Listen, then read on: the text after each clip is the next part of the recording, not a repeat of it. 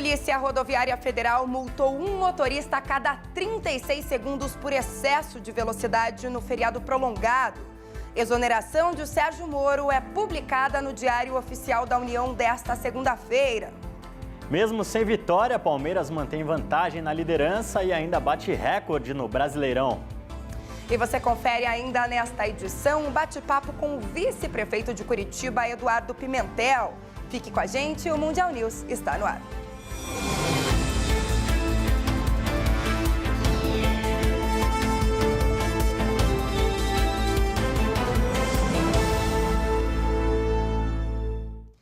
Olá, uma boa noite para você. A Polícia Rodoviária Federal registrou quase 12 mil multas por excesso de velocidade neste feriado prolongado da Proclamação da República. O número equivale a aproximadamente um flagrante a cada 36 segundos.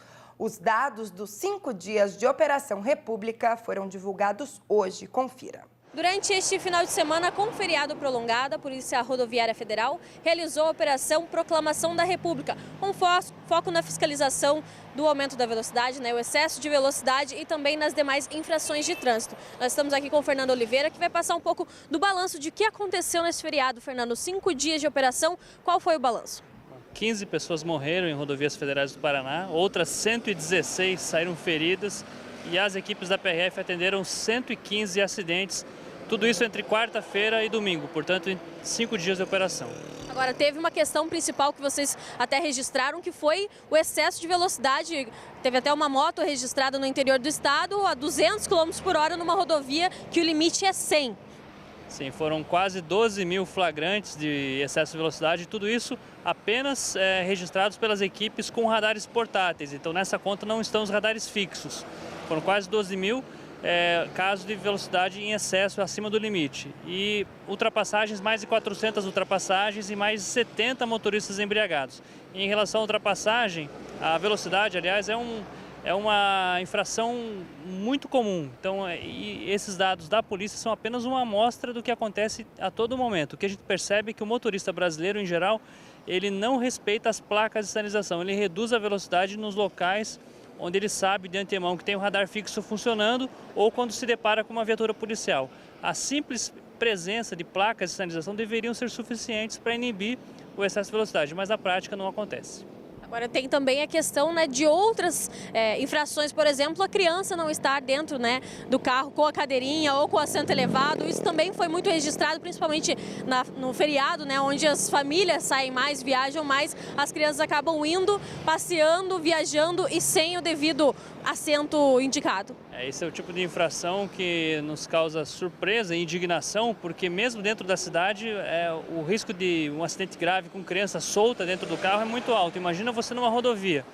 Dentro da cidade a 40, 50 km por hora, como nessa rodovia onde nós estamos agora, que o limite é 70, um carro a 40, 50 km por hora não há braço que segure uma criança em caso de colisão, caso a criança esteja no colo, por exemplo. Então é fundamental que a criança esteja com a cadeirinha, ou assento de elevação, ou bebê conforto, conforme a faixa etária, porque os carros saem de fábrica sem a adaptação necessária para transportar crianças. É fundamental a cadeirinha e os demais equipamentos de retenção para crianças para o transporte seguro delas dentro do carro. Agora, Fernando, no ano passado o feriado não foi prolongado, caiu numa quarta-feira, não precisou dessa operação, mas nos anos anteriores, em relação aos anos anteriores, diminuiu o número de acidentes, aumentou, a imprudência está maior? O número de mortes em relação a 2016, quando houve uma operação parecida também de 5 dias, ele aumentou, praticamente o dobro do que foi em 2016. Então fica o alerta para o motorista. De janeiro até agora, apenas em rodovias federais do Paraná, nós já estamos quase chegando à marca de 500 mortes até agora, de janeiro até agora. Então a gente está tentando trabalhar para evitar, o trabalho da polícia acaba sendo muito em função disso, redução de danos, porque na prática a imprudência ela acontece a todo momento nas rodovias. São carros acima da velocidade, motoristas com pressa, fazendo ultrapassagens em local proibido, às vezes também em local permitido, mas sem condição de segurança, motorista dirigindo cansado, bêbado. Então são cenas assim que a gente acaba se deparando todo dia e que mesmo com o trabalho da polícia, mesmo com melhores condições de infraestrutura, hoje nós temos pavimento melhor do que no passado, o asfalto está melhor do que no passado. Óbvio que há trechos ainda com problemas, mas vem melhorando. A estrutura com passarela, com retornos, com viaduto, trincheira também tem aumentado. Agora, se não mudar a educação do motorista com respeito maior à legislação, esses números de violência no trânsito brasileiro dificilmente vão melhorar. Muito obrigada pelas informações, Fernando. Então, lembrando, né, o balanço do feriado, este ano a gente teve 5 dias de operações, foram diversas mortes, mais de 10 mil infrações cometidas e pegas pela operação da polícia. Então, vale sempre ficar o alerta, né? Seja prudente no trânsito, respeite as ordens, né, as leis de velocidade, o número de velocidade, para não acontecer nenhum problema no feriado. Lembrando também que não é só no feriado que tem que prestar atenção, são todos os dias da semana. E agora vamos às notícias do mundo esportivo deste feriado prolongado. Vamos falar de futebol.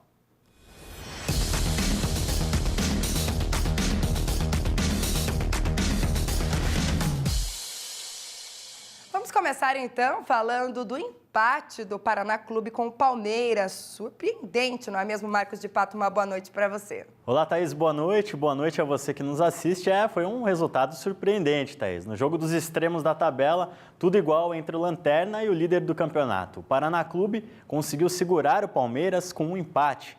Mas mesmo com esse resultado, o Alviverde manteve vantagem de 5 pontos para o vice-líder, agora o Flamengo. E de quebra, bateu o recorde de invencibilidade na era dos pontos corridos, com a marca de 20 jogos sem perder.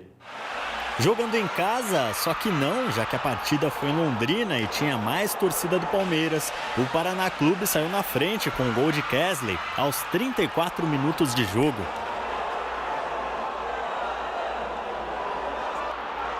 O Verdão chegou ao empate aos 8 da etapa final na cobrança de pênalti de Gustavo Scarpa. 1-1. Na Ilha do Retiro, o Flamengo bateu o Leão por 1-0 e segue vivo na briga pelo título. William Arão marcou o gol da vitória dos cariocas aos 36 minutos do segundo tempo. Com o resultado, o Flamengo assumiu a vice-liderança depois da derrota do Internacional para o Botafogo no Engenhão. Eric fez o único gol da partida aos 41 minutos de jogo. E 1-0 também foi o placar da vitória do São Paulo para cima do Cruzeiro no Morumbi. Diego Souza garantiu os 3 pontos para o tricolor aos 30 minutos de jogo com esse belo voleio. E 1-0 foi o placar que mais se repetiu na 35ª rodada do Brasileirão. 5 dos 9 jogos disputados até aqui terminaram com placar mínimo. Assim, Corinthians e Atlético Mineiro venceram jogando em casa. Na Arena Independência, o Galo bateu o Bahia com esse golaço de Casares aos 2 minutos do segundo tempo. Muito parecida foi a vitória do Corinthians para cima do Vasco. Jogando em casa, o Timão também venceu com um gol no comecinho da etapa final. Matheus Vital garantiu o triunfo corintiano. Longe de casa, há mais de uma semana, o Atlético Paranaense venceu o Vitória. Os baianos marcaram primeiro, mas para o lado errado. Ramon fez contra aos 25 minutos de jogo. E o Furacão aumentou a vantagem aos 40 minutos do primeiro tempo com o gol de Bruno Guimarães. Já nos acréscimos da etapa final, o Vitória descontou na cobrança de pênalti de Neilton, 2-1. E esse também foi o placar da vitória do América Mineiro contra o Santos na Arena Independência. Os donos da casa marcaram primeiro com o gol de Rafael Moura aos 30 minutos de jogo. Pouco antes do intervalo, o artilheiro do campeonato deixou dele. Gabriel marcou o gol de empate do Peixe e o 17º dele na competição. Mas aos 19 minutos da etapa final, Mateuzinho arriscou de longe para garantir a vitória do Coelho. 2-1. E a rodada teve ainda a vitória do Grêmio contra a Chapecoense na Casa dos Gaúchos. Cícero aos 24 minutos de jogo. E Everton, nesse toque com classe aos 29 da etapa final, marcaram os gols que garantiram o triunfo tricolor. Com as vitórias em casa, Grêmio e São Paulo garantiram vaga na Libertadores do ano que vem. As duas equipes agora brigam por um lugar no G4, que dá acesso direto na vaga de grupos da competição. Fluminense e Ceará entram em campo logo mais às 8 da noite no Maracanã para fazer o jogo de encerramento da rodada. E agora o assunto é o Novo Basquete Brasil. No duelo de alvinegros, Vasco levou a melhor sobre o Corinthians no sábado. Jogando em casa, os cariocas venceram por 78-68. E em briga direta pelo topo da tabela, o paulistano venceu o Flamengo por 97-84. Com o resultado, o time de São Paulo passou a equipe carioca e assumiu a vice-liderança da competição. E hoje tem mais NBB. Mogi e Franca se enfrentam às 8 da noite. E essas são as informações do esporte dessa segunda-feira, Thaís. Eu volto com você. Tá certo, Marcos de Pato, obrigada por hoje, um bom início de semana e até amanhã. E olha só, no próximo bloco você confere um bate-papo aqui no estúdio com o vice-prefeito de Curitiba, Eduardo Pimentel, do PSDB, daqui a pouquinho.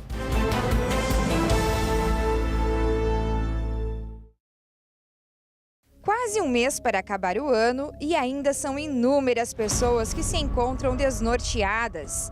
Afinal, quantas são as pessoas que ainda não conseguiram alcançar seus objetivos? Quantas ainda não traçaram suas metas? Quantas que nem sequer têm ânimo para pensar em uma transformação de vida? Não deixe que este ano de 2018 seja apenas mais um ano na sua vida. Venha fazer a diferença, venha buscar a transformação. A concentração de milagres acontece em todos os domingos, às 7 horas da manhã, às 3 horas da tarde e especialmente às 9 horas da manhã, com o Bispo Rodrigo Pires e a pastora Viviane, aqui na sede estadual, Avenida do Batel, 1149, bairro Batel, Curitiba, Paraná. Igreja Mundial do Poder de Deus, a mão de Deus está aqui.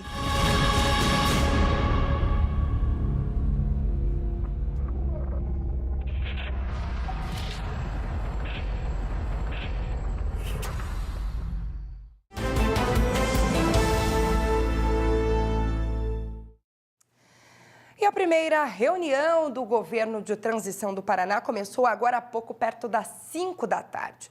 Participam da reunião a governadora Cida Borghetti, do PP, o governador eleito Ratinho Júnior, do PSD, e parte da equipe que irá trabalhar com Ratinho durante o seu governo, que começa em 1º de janeiro de 2019. O encontro está sendo realizado no Palácio Iguaçu. As prioridades são muitas, né? Mas a finalidade da reunião é a gente tomar conhecimento quais são pontos da situação financeira do Estado.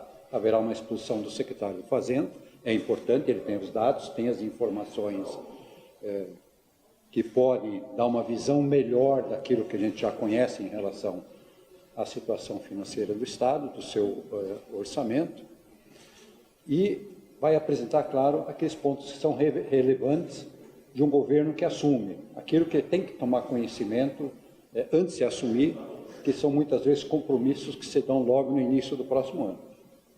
E a partir daí, nós vamos ter uma série de encontros, essa é a primeira reunião, a reunião geral, com a exposição talvez mais importante de todas, que é essa do secretário da Fazenda, mas a partir daí nós vamos ter reunião com todas as secretarias de Estado. E aí vai se montando esse processo de conhecimento e esse chamado processo de transição. O secretário da Fazenda, evidentemente, vai apresentar os números daqui a pouco, que todos terão conhecimento. Mas a gente já pode antecipar que o governo estará com um volume de recursos disponível em caixa para cumprir todas as ações que foram iniciadas, assumidas, todos os convênios assinados, todos os compromissos do governo dos últimos 4 anos, inclusive restos a pagar de 2016, que estão ainda em andamento, todos estão previstos no orçamento desse ano, com certeza com recurso separado. E também haverá um superávit para que o novo governo inicie com dinheiro em caixa. Essa é uma equipe inicialmente de 5 pessoas que coordena essa transição. Esses 5 nomes foram estabelecidos por decreto. Temos a contrapartida dos 5 nomes também do governo. E serão mobilizados dezenas, ou talvez mais de dezenas, de profissionais, o que depende depois de cada área. Então, esse cronograma será estabelecido.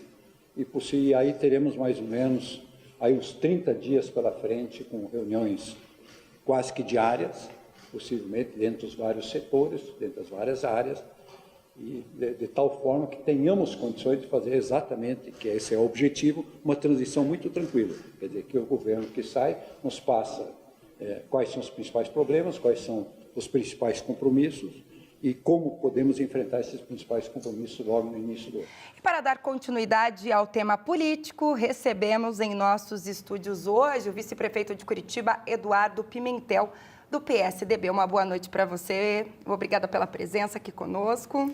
Boa noite, Thaís. Boa noite a todos os telespectadores. Para mim é um prazer estar aqui com vocês. Vice-prefeito, queria primeiro dar início, falar justamente desse período de transição agora. Sabemos que está agora pouco, uma reunião entre o futuro governador que vai assumir agora, Ratinho Júnior, e a atual Cida Borghetti do PP. Uma reunião já para dar início a esse processo de transição. A gente sabe também que existe, de certa forma, uma comunicação que é preciso, entre governo e o município. Como que está essa relação hoje? Sim, no primeiro que nós torcemos, para que seja uma transição tranquila, como estar parecendo ser entre o governador eleito Ratinho Júnior e a governadora Cida Borghetti. E Curitiba já se colocou à disposição do novo governador, o prefeito já esteve com ele. E Curitiba, na nossa gestão, está tendo um histórico de bom relacionamento com o governo do estado. Isso é bom porque quem ganha é a população, porque os recursos estão vindo para a prefeitura. E nós já temos, como não poderia ser diferente, a boa sinalização do governador eleito Ratinho Júnior. Pergunto isso porque os partidos, tanto o Greca como o PSDB, apoiar PMN e PSDB apoiavam a candidatura da Cida Borghetti, mas isso ficou para trás, foi na eleição e como eu disse, o governador eleito já deu sinais, já teve com o prefeito e eu tenho certeza que seria assim, pelo estilo de governar que o governador Ratinho colocará, e que será uma relação boa de parceria. Curitiba, tendo seus projetos, vai apresentar ao governo do estado, não tenho dúvida que conseguirá recursos de financiamento, fundo perdido que tiver disponível, para ter essa boa parceria de gestão entre o governo do estado e a prefeitura. Então, as perspectivas são ótimas, tenho certeza. Isso é muito importante. Agora, falando sobre o partido do senhor especificamente, PSDB, Relação com o governo de hoje, a gente sabe que houveram muitas denúncias, em relação principalmente ao ex-governador Beto Richa.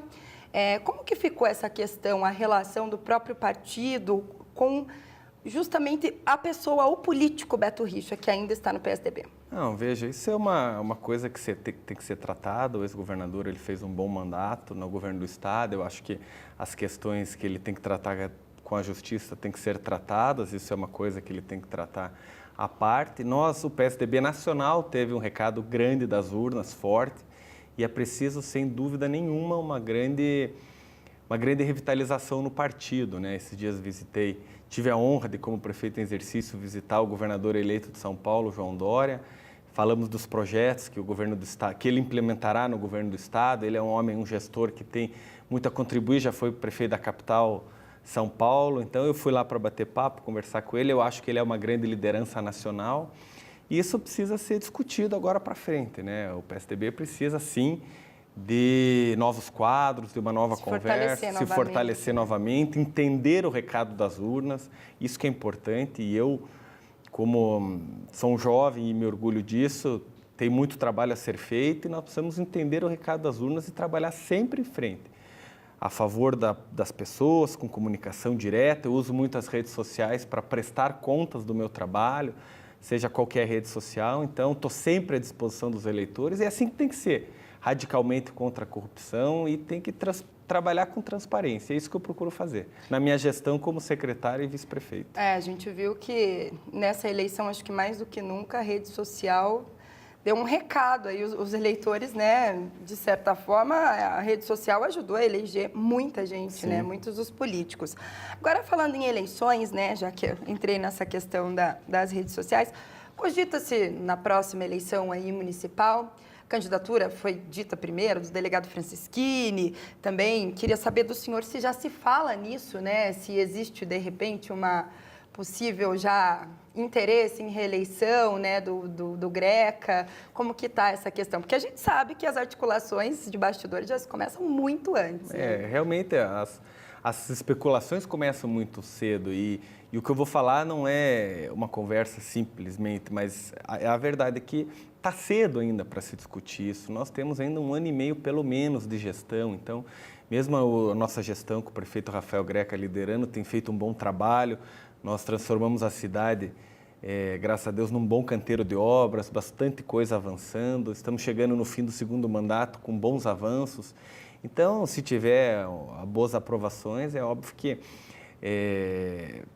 terá essa conversa para uma possível reeleição, mas ainda é cedo. E os nomes que estão aí, como você falou do delegado Francisquini, que fez uma grande votação para deputado estadual, expressiva, a maior da história do Paraná para a candidatura de estadual. Então, é claro que é um nome que já se coloca, mas todos têm direito de colocar seu nome agora.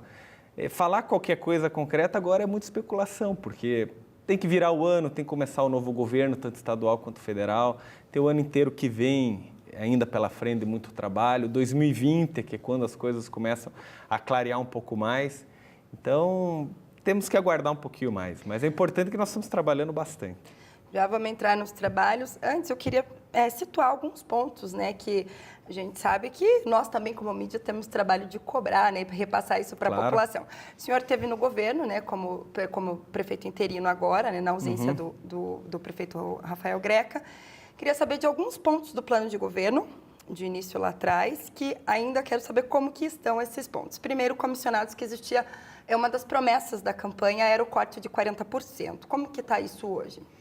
Sim, isso nós estamos discutindo ainda internamente com a Secretaria de Administração, o IMAP, né? Nós tivemos uma redução na nomeação de cargos em comissão. O cargo comissão, ele não é simplesmente um apadrinhamento político, é sim algum técnico que você possa trazer, pessoas de confiança que você possa trazer para a administração, para que te ajude na administração. Lembrando que muitos dos cargos políticos que temos na cidade de Curitiba, muitos são funções gratificadas também de servidores de carreira. Eu, por exemplo, estou secretário municipal de obras públicas e todos os meus cargos, superintendente e cargos de diretoria, que são 5, todos são de engenheiros técnicos de carreira da Secretaria Municipal. E foi a melhor decisão que eu tomei, porque são servidores que conhecem a prefeitura, que são técnicos em suas áreas, seja da iluminação, de pavimentação, de edificações, de drenagem, e que entendem o que tem que fazer. E eu me coloco no papel de gestor, né, escutando o posicionamento de cada um para que a gente possa tomar uma decisão conjunta. Então, eu acho que isso é uma coisa importante, inclusive que a nova política, o recado das urnas, querem isso. Outro ponto que eu queria ver com o senhor. A Guarda Municipal, cogitava-se muito a questão de uma reestruturação, né? Noticiamos na semana passada aqui, a gente produziu uma matéria com o sindicato deles em relação aos coletes, Sim. que houve toda aquela polêmica, né?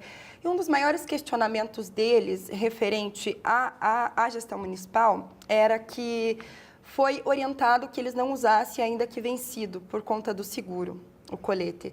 E como que ficou essa questão? A gente sabe que chegou um lote, mas que veio, parece que a numeração que não era a condizente ao que foi solicitado. Como que está hoje a situação dos guardas municipais? Primeiro que eu, particularmente, tenho um grande respeito pelos guardas municipais. Eles fazem um trabalho importante na cidade e na terça-feira passada, eu, em prefeito interino, nós, junto com o secretário de Defesa Social e o superintendente da Guarda, o Celso, lançamos o programa Segurança nos Parques, que é um incremento de 60 guardas municipais nos parques principais da cidade, o Barigui, o Tingui, o Tanguá, o São Lourenço, o Jardim Botânico, o Parque Lago Azul e o Parque Náutico, não só com viaturas e motocicletas, mas o guarda-pé, para que dê uma sensação de segurança nesse momento do verão. Na sexta-feira anterior, antes do prefeito viajar, ele também lançou o programa Natal Seguro, que é o reforço também do policiamento da Guarda Municipal no centro da cidade, no centro histórico principalmente, para dar também uma garantia de segurança nesse momento de fim de ano, e onde foram entregues coletes à prova de bala. Nós também foi contratado 120, se eu não me engano, guardas municipais nesse ano, e no ano que vem há a promessa de mais, que será concretizada, de mais alguns serem contratados. É claro que toda administração, e também nessa pasta, como em todas, há os percalços que têm que ser administrados, mas a diferença é que tem que ser feita, encarar o problema e resolver.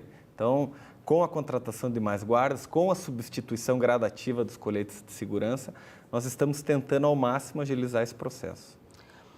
Outro ponto que eu gostaria de entrar, que eu acho que foi um dos mais discutidos durante o processo eleitoral aqui, né, para o município, as eleições, que foi o transporte público. Sim. Toda aquela polêmica referente primeiro à integração ou não, depois a grande promessa que se vinha, né, era da diminuição da tarifa do transporte coletivo, depois o próprio Rafael Greca, né, prometeu ali o congelamento da tarifa técnica, e a gente sabe que no ano passado houve um reajuste de quase 15%, né, na tarifa. O que houve? Quando chegou lá, viu que não era possível isso realmente? O que aconteceu que, ao invés de abaixar, subiu realmente?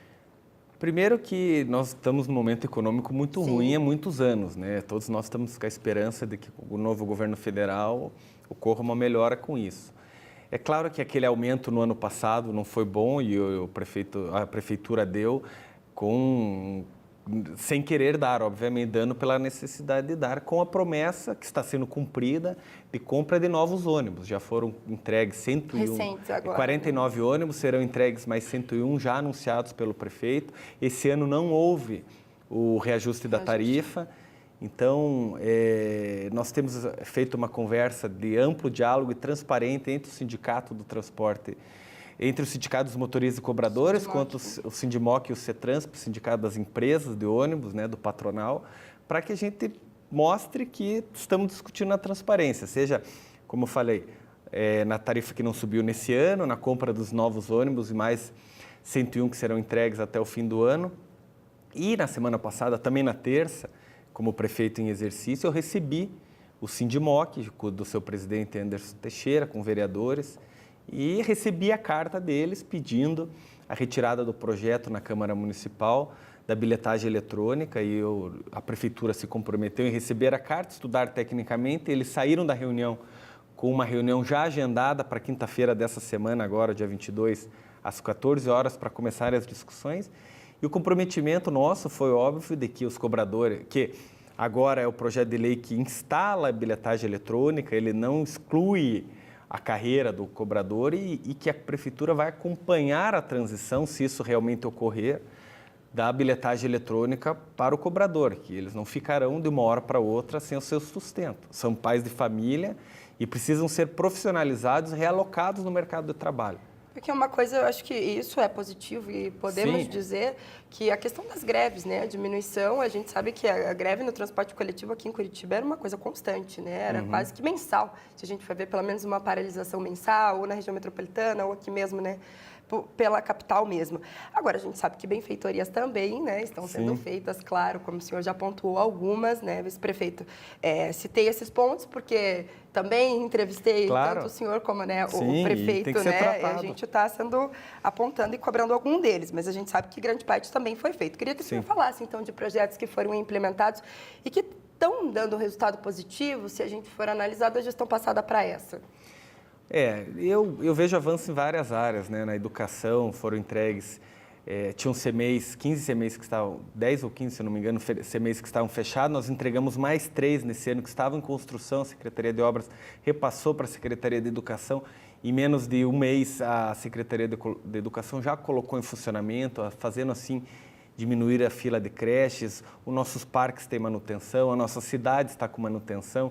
Um fato importante foi a reabertura da UPA da SIC, numa moldagem moderna, diferente, que economiza mensalmente o recurso do contribuinte, e o atendimento tem sido bem avaliado pelos moradores da região.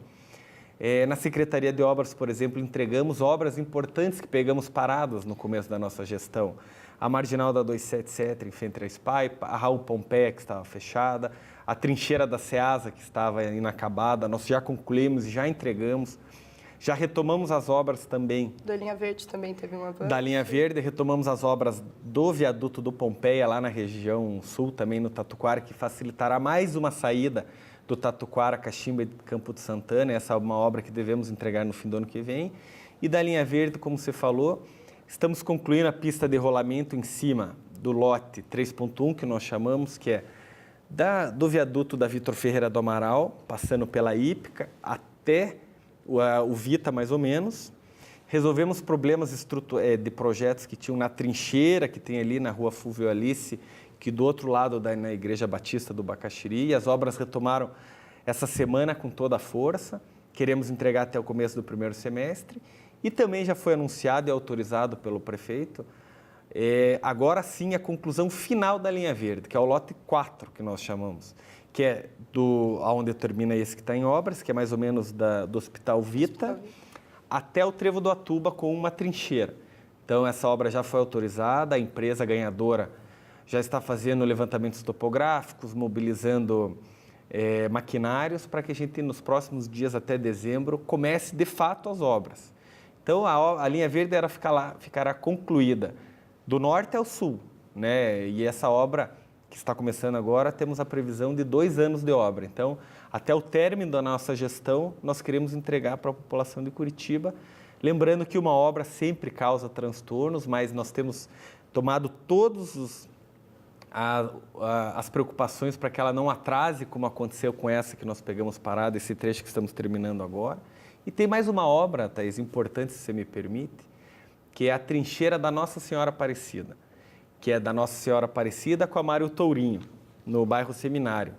Essa obra já foi noticiada, nós estamos... Que ali é sempre um trecho de congestionamento importante e ela é uma obra pontual, mas pensada na cidade como um todo, porque ali são mais de 11 linhas de ônibus, o ligeirinho da linha leste-oeste passa por ali, então é uma obra que também nós queremos, quando tiver tudo pronto, fazer a intervenção. Ela terá bloqueio de 6 meses, mas isso será avisado para a população com sinalização de desvios, mas é a prefeitura trabalhando e muito para entregar e também o maior pacote de recuperação de asfalto que a cidade de Curitiba teve nos últimos anos. São nesses 2 anos, mais de 160 quilômetros de ruas já asfaltadas ou sendo concluídas.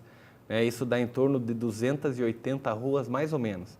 E nas 10 regionais, então até o telespectador pode saber que perto da sua casa já teve uma obra ou terá, porque as prioridades foram sempre ruas de ônibus e equipamentos públicos, como unidade de saúde e escolas municipais. Lembrando, então, que se tem obra porque estão em ação, né? Isso mesmo, sem dúvida. Tá certo, vice-prefeito. Obrigado pela presença aqui conosco. Poderíamos conversar mais, mas nosso tempo é curto. Sim.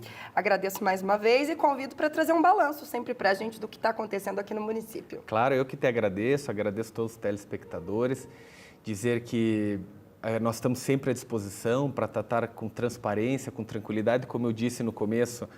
Tem as redes sociais, que estou sempre à disposição para conversar, sou eu mesmo que converso, então, e estou à disposição da Mundial, para a gente da TV, para que a gente sempre esteja aqui prestando contas do nosso trabalho para a população. E obrigado, Thaís, pela gentileza.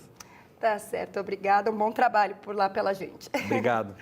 E olha só, Sérgio Moro não é mais juiz federal. Sua exoneração foi publicada no Diário Oficial desta segunda-feira. Ele deixa o cargo que exercia na 13ª Vara Federal de Curitiba e, com isso, deixa de julgar em primeira instância os processos da Operação Lava Jato. A saída de Moro se deu após o convite aceito para compor o governo do presidente eleito Jair Bolsonaro como ministro da Justiça e Segurança Pública. E o Mundial News hoje fica por aqui. Uma ótima noite para você, um excelente início de semana. Te espero amanhã. Até lá.